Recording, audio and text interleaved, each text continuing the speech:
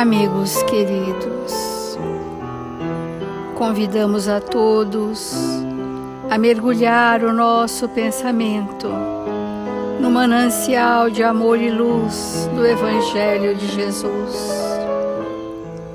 Sentir as sublimes vibrações do seu amor em favor de todos nós. E juntos, Senhor, sob a luz do seu Evangelho, mergulharmos em nós mesmos, vasculharmos o nosso íntimo, para sentirmos na acústica de nossa alma todos os valores felizes que trouxemos nesta existência, todos os sentimentos nobres, todas as potencialidades divinas. Tanto quanto, Senhor, queremos olhar para nós e perceber as situações menos felizes que ainda arrastamos de um passado de iniquidades. Mas, confiantes e esperançosos, Senhor, estamos no rumo da nossa libertação, trilhando os nossos passos pelos caminhos seguros do seu Evangelho, para que possamos ser espíritos redimidos perante a lei de Deus.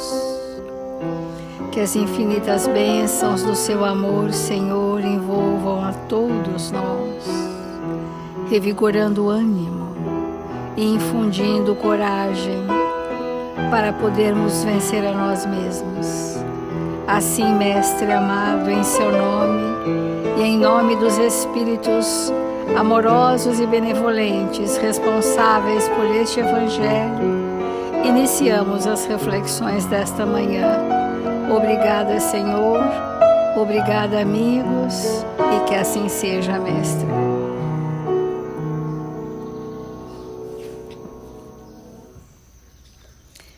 Do Evangelho segundo o Espiritismo. Bem-aventurados aqueles que são misericordiosos. E o perdão das ofensas está inserido na misericórdia. E isso é muito importante nós compreendermos, né?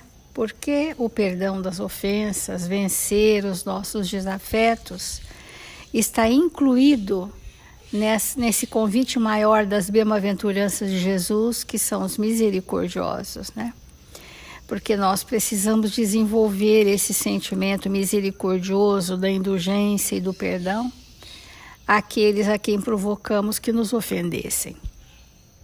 Então, nós ainda lendo o trecho do Evangelho nesse perdão das ofensas, que diz assim: há duas maneiras bem diferentes de perdoar. Há o perdão dos lábios e o perdão do coração. Muitas pessoas dizem de seus adversários, eu lhe perdoo, enquanto que interiormente experimentam um secreto prazer do mal que lhe aconteça, dizendo para si mesmas que ele não tem senão o que merece. Uma das formas de revide, de vingança, é você desejar que alguma coisa de mal aconteça àquele que te pretensamente ofendeu ou te magoou, que não tenha sido feito por você. Olha que forma querer nos isentar do mal, desejar o mal, mas que alguma coisa aconteça sem que venha diretamente de você para dizer, tá vendo? Ele recebeu o que merecia. Então esse é o máximo do máximo da vingança. Então, o esquecimento completo e absoluto das ofensas é próprio das almas grandes. O rancor é sempre um sinal de rebaixamento e de inferioridade. Não ouvides o verdadeiro perdão, que o verdadeiro perdão se reconhece pelos atos, bem mais do que pelas palavras. Todos os dias nós temos falado, para a gente sentir que é o perdão, nós temos que ter para com o outro ações benevolentes, indulgentes, para que haja o perdão. Temos refletido sobre o que nos causa a ausência do perdão, o quanto nos enfermizamos pela ausência do perdão.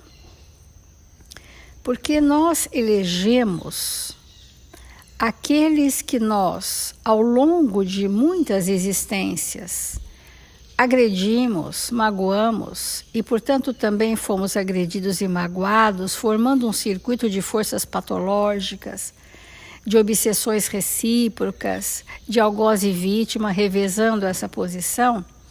E nós damos a esses que nós tratamos muitíssimo mal e que reagem mal conosco de inimigos. Então, essa é a mensagem do Palavra de Vida Eterna perante os inimigos, vai nos convidar a nos reconciliarmos. Reconcilia-te, sem demora, com teu adversário. Quando diz sem demora, enquanto estás a caminho com ele, enquanto estamos juntos nessa encarnação, está requerendo de nós um ritmo, imprimir nesse processo um ritmo para que nós não venhamos a sucumbir sobre o peso das nossas próprias mágoas. Porque as nossas mágoas, ressentimentos, rancores, melindres, que são todos derivados da ausência do perdão, da dificuldade de compreender o momento do outro e ficar ressentido, esse estado vibratório é o que mais nos adoece. Então, quando os espíritos dizem, apressai-vos em se reconciliar enquanto estais a caminho, significa dizer que nós temos tempo de nos salvarmos pela prática de caridade através do perdão, que é uma das práticas da caridade. Se é a caridade que nos salva, o perdão é uma prática da caridade. Então, diante dos inimigos, perseveremos a própria serenidade. Preservemos, aliás, a própria serenidade.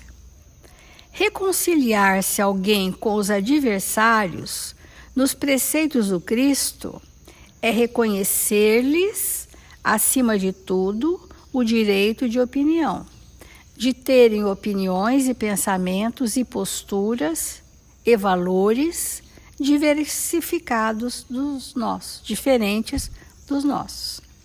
É um estado de respeito.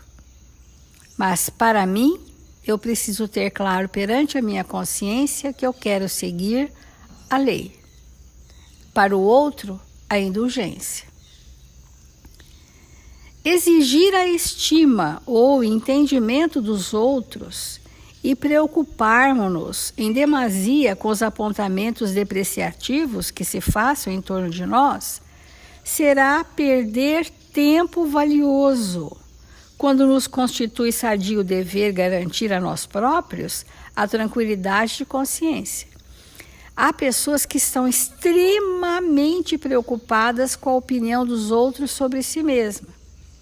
Isso revela que nada sabem sobre si e que dependem do parecer do outro para que saibam sobre si, e também revela que não visitam a consciência no ato de refletir para que estejamos pacificados perante a consciência. Aquilo que eu faço ou deixo de fazer é o tribunal da minha consciência que eu tenho que recorrer, e não a opinião do outro para que eu fique vulnerável ao que pensam sobre mim.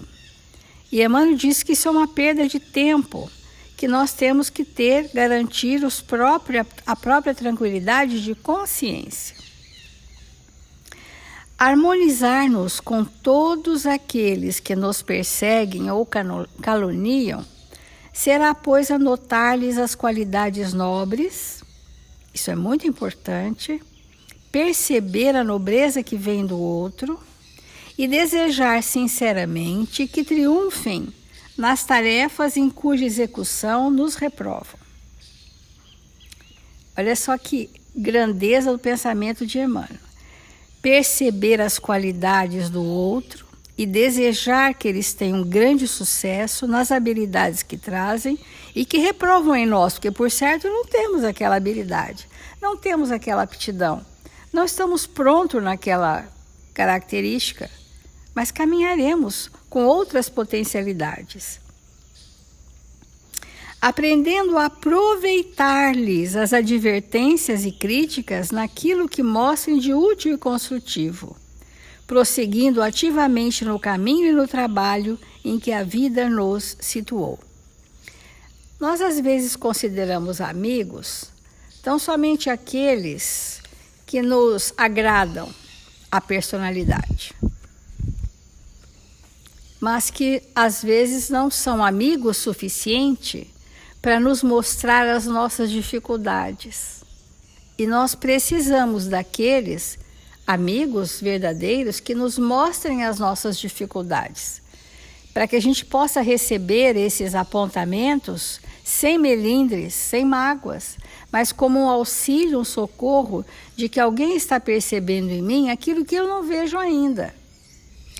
Não sendo assim, nós vamos precisar que os desafetos façam essa função, que cheguem para nós e nos apontem, muitas vezes cruelmente, as nossas imensas dificuldades, mas que são aproveitar as advertências naquilo que mostrem de útil e construtivo e não esmorecer no caminho. Então não vou seguir mais, vou largar, vou isso, né? Que é também uma forma de vingança. Toda vez que nós abandonamos alguém ou alguma situação do nosso compromisso reencarnatório, nós estamos num processo de vingança, querendo dizer, você vai sofrer pela minha ausência, né? Então isso é bastante ainda comum entre todos nós. Renunciemos, assim, à presunção de viver sem adversários. Esqueçam que vamos viver sem adversários. Seria uma presunção alguém achar que só tem amigos, porque Jesus não agradou a todos, amando a humanidade, porque nem todos estavam prontos para sentir a lei de Deus se manifestar no planeta Terra. Então é uma presunção viver sem adversários, que em verdade funcionam sempre por fiscais e examinadores dos nossos atos. Mas saibamos continuar em serviço, aproveitando-lhes o concurso sob a paz em nós mesmos. Essa paz em nós é um estado pacificado de consciência. Então, perante a minha consciência, se eu estiver esgotando todos os meus recursos, é ela o móvel das minhas ações, a minha consciência. Nem o próprio Cristo escapou de semelhantes percalços. Ninguém conseguiu furtar a paz do Mestre, em momento algum. Entretanto, ele, que nos exortou a amar os inimigos, nasceu, cresceu, lutou, serviu e partiu da terra com eles e junto deles. Porque essas inimizades, elas revelam a nossa imaturidade espiritual ainda. Então nós estamos refletindo quão complexo é essa questão de nós adiarmos a reconciliação com os nossos desafetos. Quanto isso urge, precisa ter uma celeridade, um ritmo, um empenho muito grande para que a gente possa ajustar-nos perante a lei através do próximo que nos chega para nos advertir em que aspecto eu ainda sou vulnerável e preciso dar significado ao meu processo evolutivo nesse aspecto.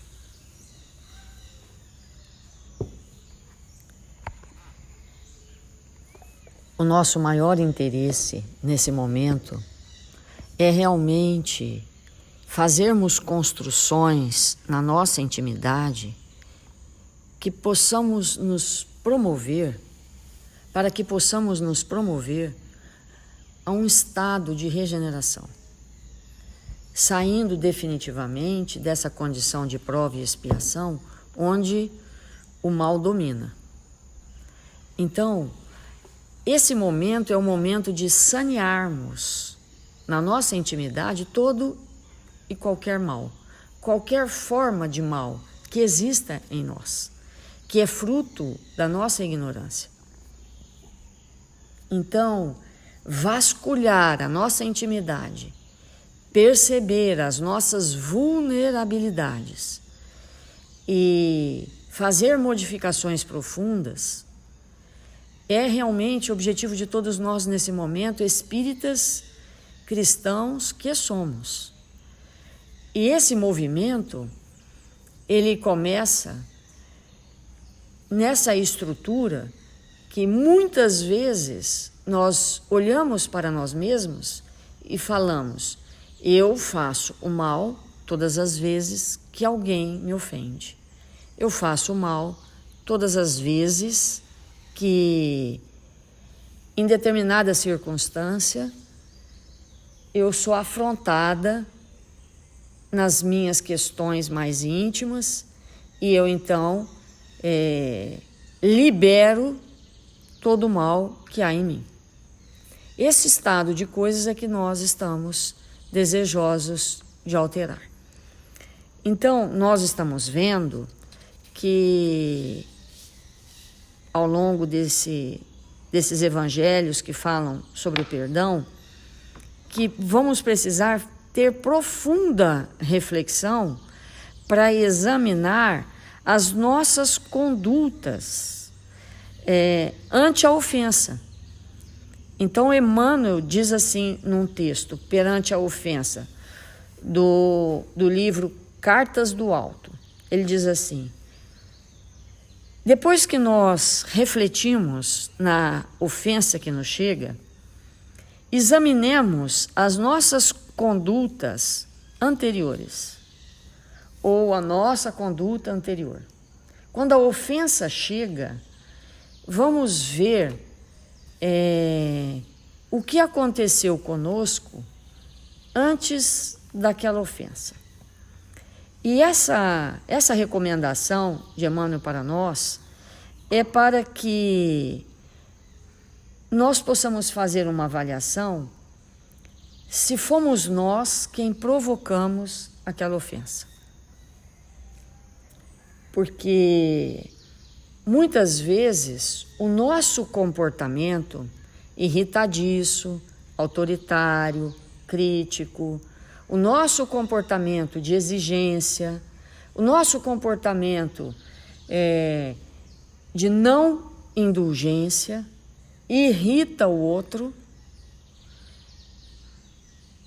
compromete o seu equilíbrio, que já é mínimo. Então, despreparado, o outro vem até nós com as suas mazelas, nos ofendendo. Então, ele sugere que nós possamos fazer sempre, quando somos ofendidos, uma avaliação profunda se não somos nós aqueles que estamos estimulando. Às vezes nós não falamos nada. Olha que importante isso. Às vezes, entre aspas e 1000 aspas, nós recebemos ofensas e aparentemente não partiu nada de nós, porque nós estávamos quietos, nós estávamos calados, nós estávamos numa posição de inércia aparente. Só que os espíritos superiores nos esclarecem que nós nos comunicamos uns com os outros, como a Célia falou ontem, através das imagens. O espírito se comunica com o outro pelas imagens mentais. Então, meia hora antes daquela ofensa, 5 horas antes, no dia anterior, eu posso ter acumulado uma sequência de imagens contrárias ao bem, que ao serem emitidas, alcançam aquela pessoa.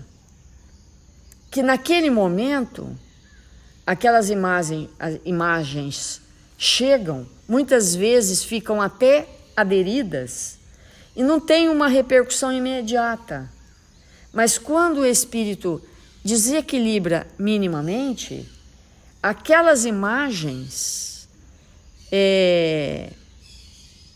penetram emitidas por mim horas antes, penetram profundamente naquele campo mental, naquela hora em que o espírito se desequilibrou, e ele começa então a disparar ofensas, más palavras, mas que no fundo, se nós formos analisar com profundidade, vamos chegar à conclusão que temos sim responsabilidade naquela dificuldade que o outro traz. Então, ele diz assim: observemo-nos sem qualquer piedade para conosco mesmo, verificando se não temos motivado no espírito de quem nos golpeia a atitude que lamentamos. Se a consciência nos acusa, procuremos ouvi-la com humildade e retifiquemos os erros que arrojamos de nós, empregando serviço e tempo, a fim de que os nossos propósitos de auto-melhoria se façam visíveis, reconquistando a simpatia e a confiança de quem desajustamos com a nossa leviandade. Olha a importância disso. Todo o tempo todo, diante de qualquer circunstância, olhar para nós mesmos. Investigarmos, auscultarmos o nosso íntimo para que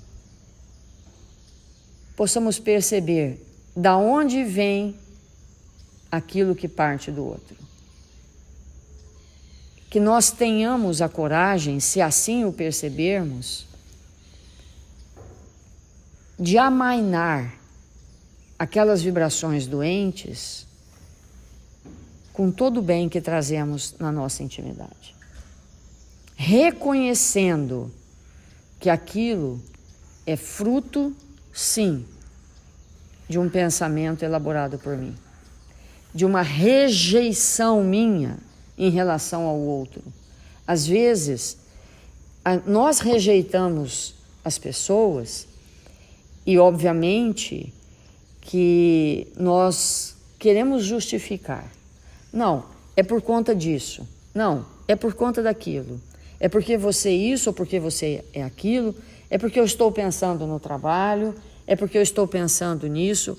Nós justificamos. Só que aquelas vibrações causam um impacto vibratório no outro. E no momento que ele desequilibra, tudo aquilo vem em nossa direção, somada às imagens que nós criamos. Que, ao criarmos, atingiu o outro, mas ficaram primeiro guardadas em mim. Então, esse movimento que nós estamos aprendendo com a doutrina espírita, com esses espíritos que conhecem profundamente o mecanismo da mente, como é que nós funcionamos, como acontecem as reações profundas de desequilíbrio de cada um de nós, entender isso auxilia profundamente que nós tenhamos uma postura diferente, que nós tenhamos um modo de agir muito mais coerente com o bem e com a verdade. E ele então continua. Fora disso, ou seja, quando nós não temos mesmo nada a ver com aquela vibração que vem na nossa direção, que nós temos absoluta certeza que nos últimos 355 dias nós não emitimos nenhum pensamento contrário ao bem para aquela pessoa, nós não alimentamos nenhum quadro infeliz de afastamento, de discórdia, quando nós olhamos para nós mesmos e falamos, não, no último ano eu não criei nem uma imagem contrária ao bem que justificasse esse movimento do ser para conosco, Quando nós chegamos a essa conclusão, aí ele disse: fora disso, se a ofensa nos alcança, o caminho, façamos silêncio e operamos como nos ensina Jesus, por todos aqueles que nos perseguem e caluniam. Porquanto a injúria nos causa mal, quando lhe abrimos a porta, a presença envenenada, passando o recibo. Olha que importante.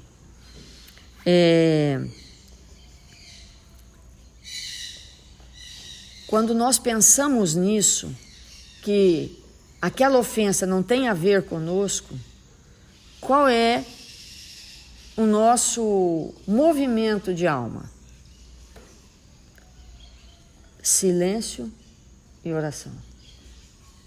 Não que nós não tenhamos que fazer isso quando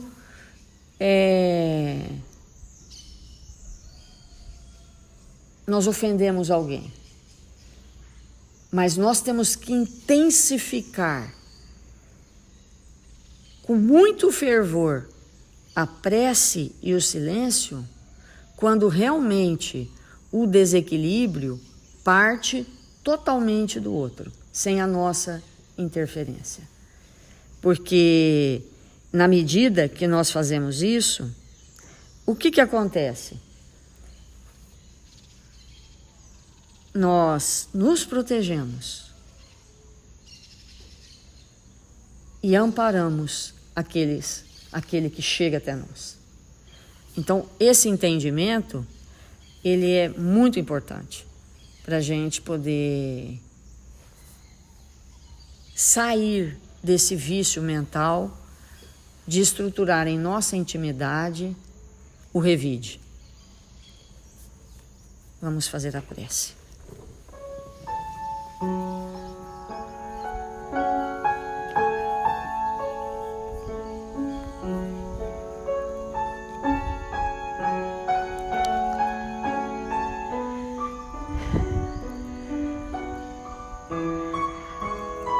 Senhor Jesus, divino amigo das nossas vidas, nós nos encontramos aqui,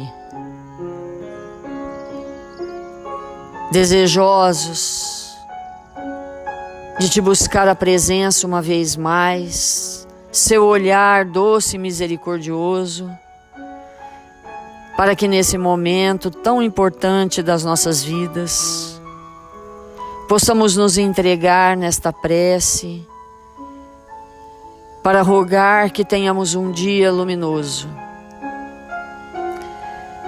para rogar, Senhor, ao seu coração,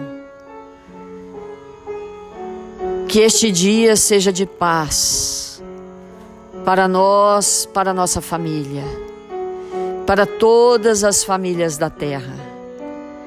Que nós estejamos vigilantes, amparados uns pelos outros, vinculados ao coração daqueles espíritos que nos amam, que nos fortalecem, que nos amparam. 1000 vezes obrigado, Pai, pela sua presença generosa. Obrigado, Senhor, por tudo que a vida tem nos proporcionado, por este dia glorioso que o Senhor nos concedeu para nos construirmos, para levarmos adiante a nossa obra, que somos nós mesmos. Esta obra erguida, Senhor, a partir dos teus exemplos vivos, do teu evangelho de amor. Abençoa-nos a todos. Rogamos proteção e amparo àqueles irmãos queridos registrados nos cadernos de vibração da nossa casa e de todas as casas irmãs. Que eles sejam abençoados, possam receber da saúde, da paz, do bom ânimo, de que se encontram necessitados. E nós outros, Senhor, rogamos pela nossa nação, por este país abençoado, que Deus nosso Pai nos ofereceu para nascermos, para nos irmanarmos no ideal comum de construir em nossa intimidade o Evangelho de Jesus. Que possamos viver seguindo as leis de Deus nosso Pai. Que sejamos espíritos honestos, dispostos ao bem, ao trabalho. Que possamos fazer da nossa parte, não sobrecarregando ninguém. Que possamos perdoar, tornarmos amigos dos amigos. E aonde quer que estejamos, que possamos estar servindo em seu nome. Que o Senhor nos abençoe, hoje e sempre.